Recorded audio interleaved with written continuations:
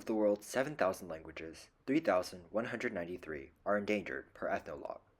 Just as declining biodiversity threatens the health of our ecosystems, declining linguistic diversity threatens cultural, social, and intellectual diversity. Many endangered languages contain knowledge about history, the human experience, and the environment around them.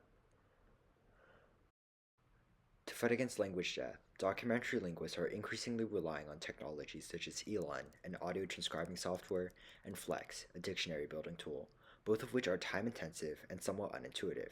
This slows the language documentation process.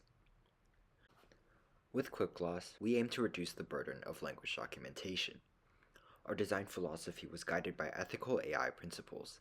We wanted to avoid the risks of generative AI that can often appropriate, manipulate, or wrongly depict the cultures or languages of marginalized communities. Thus, our tool is predictive, not generative. Hi everyone, this is a demonstration of QuickGloss. So, we're going to go ahead and get started by uploading an audio file to our speech-to-text feature. It supports a number of languages. As we can see here, I have English, Spanish, and German. I'm just going to select the German one for now. It processes the audio using the Whisper API. As we can see here, it's very quick. Automatically transcribes it and detects what language it is. We're going to go ahead and click the button to use it in the glossing. So this automatically ports us to this automatic glossing tab over here. And what it does is it essentially takes a sample text, prompts the user to enter the morphemes along with some of its properties, which is what we're going to do. We click the button to include the translation to actually make it into a proper glossing.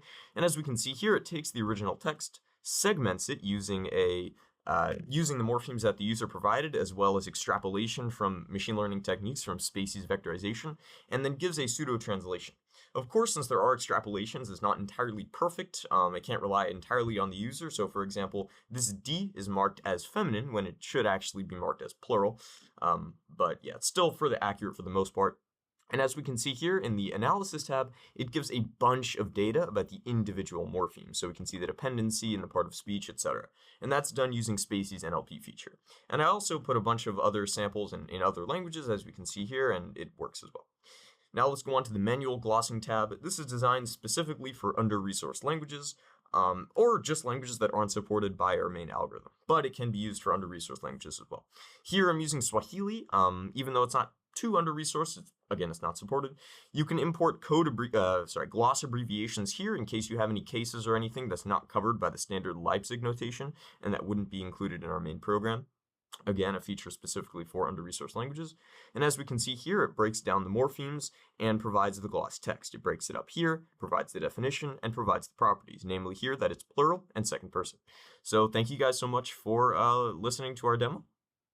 Given the limited time frame of this hackathon, we weren't necessarily able to train Whisper on under-resourced languages specifically. However, current research, like Timmel and others in 2024, suggests that pseudo-labeling, a method of training that combines both supervised and unsupervised machine learning, offers the potential to use the Whisper model for low-resource languages without the extremely heavy burden of manual transcription for linguists. In this way, we're excited to see how this project might develop in the future. A big mahalo for watching.